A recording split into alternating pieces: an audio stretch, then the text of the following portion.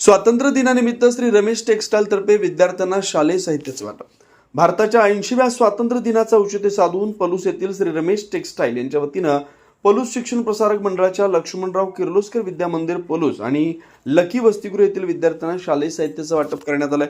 या उपक्रमावेळी प्रगती उद्योग समूहाचे श्री कृष्णा माळी, पलूस शिक्षण प्रसारक मंडळाचे अध्यक्ष प्रकाश पुदाले, उपाध्यक्ष संदेश कुलकर्णी, सचिव धोंडीराम शिंदे यांच्यासह संस्थेच्या संचालक मंडळातील सदस्य उपस्थित होते।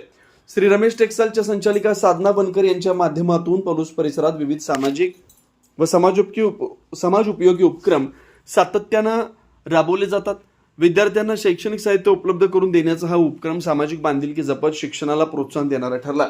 या उपक्रमाबद्दल उपस्थित मान्यवरांनी रमेश टेक्सटाईल व संचालिका साधना बनकर यांचं कौतुक केलं।